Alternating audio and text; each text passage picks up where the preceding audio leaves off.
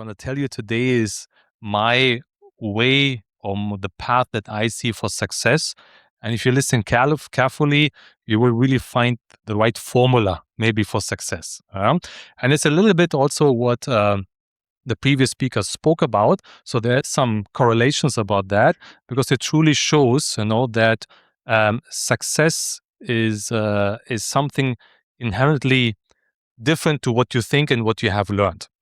So being obviously here in a US and engineering department, you guys know numbers, functions,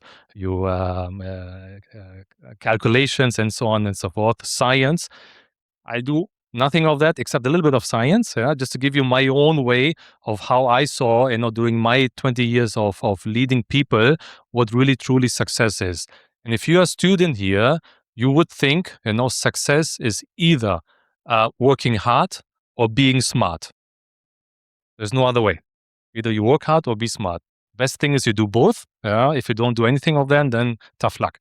But nevertheless, I think there is a third way to that. And yes, in university, you get marks, you get grades, you do your exams, and the better the mark, the better the grade is, the more successful you are. That's the definition of success so far for you. I can tell you, the moment you graduate, you can forget all of that. Yeah. Nobody will give you grades. Nobody will give you marks. Certainly not in the way how you have done it here, because the entire world around you will be very, very volatile. So then you have to recalibrate yourself to what does it mean to be successful. And if you look into, the dictionaries and so on and so forth, you find all these nice words. You need to be passionate, resilient. You need to focus. Yeah, one would say, yeah, that's agreed. I agree. These are nice words. These are things that I want to do. And these are the things that, make me successful. I can tell you that is not true. Out of the experience, two things. One, these are nice words that you would like to be associated with.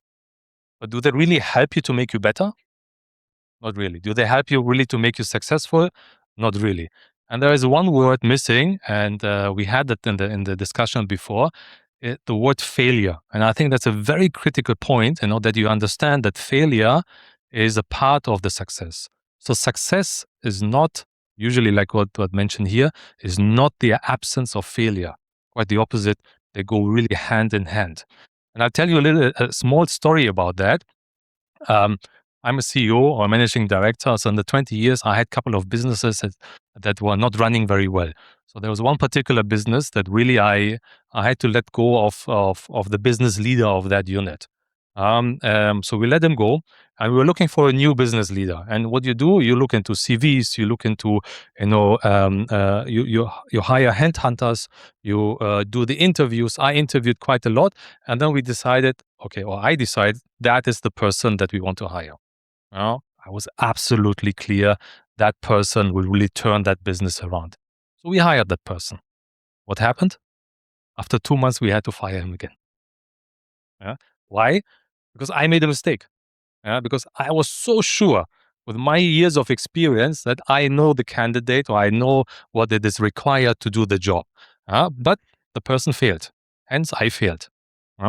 And we found another way how to overcome this. We found a different person, younger, more motivated, not experienced in leading, but understanding the business, and hence it worked.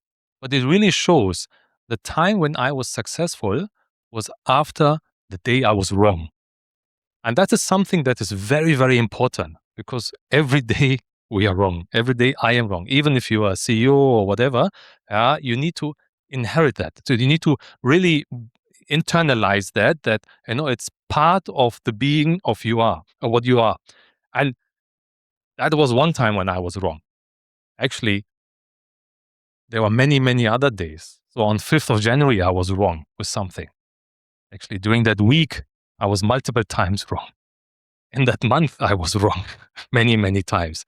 During the entire last year, I was quite often very wrong. You get it. So it's part of what we are doing, and it's part of being maybe right afterwards. And this is something you really need to understand.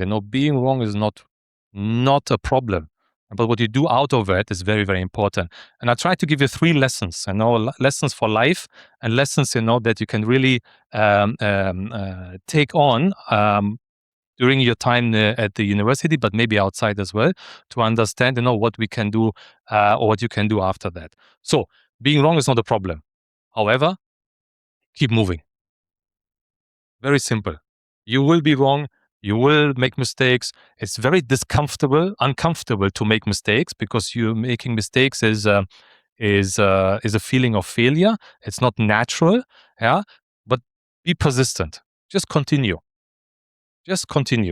Because that will really help you to overcome. Being in motion is better than standing still.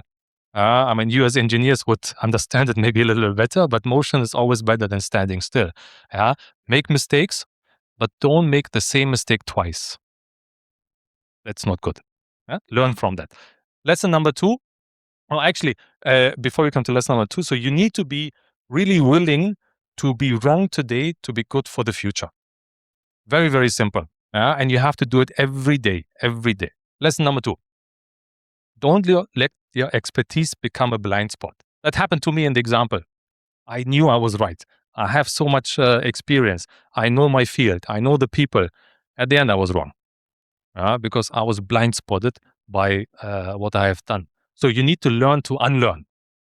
Don't unlearn everything that you learned during university. Most of that is good, but nevertheless, you need to really see the perspective differently in the future, and stay humble. If you have an ego and you say you know everything, we've done everything, and everything is the same, you will not learn and you will not be successful. So think sometimes, what are the realities that you have in your head that you think, that's a fact. Sometimes, facts are not, facts are facts, but sometimes you interpret them differently. Maybe your view is not wrong, it's just outdated. And that leads me to the last point. The last lesson is, at the end, you need luck. It's always the case.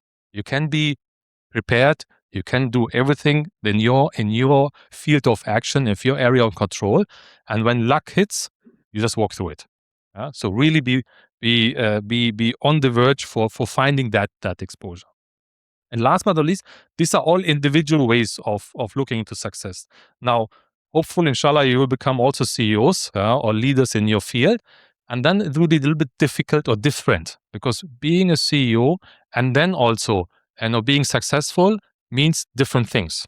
So as a CEO, I always thought when I was younger, I need to perform. I need to get the numbers. I need to be profitable. I need to really grow the business.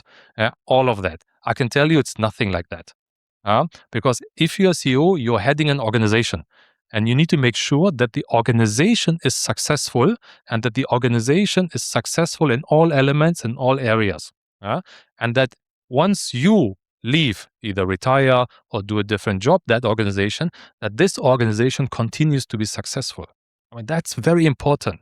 So the last sentence I would like to give you as a learning, maybe for the future, and just try to inherit that as well, is, so real success is not how well you perform. It's basically how well everything else performs if you're not there.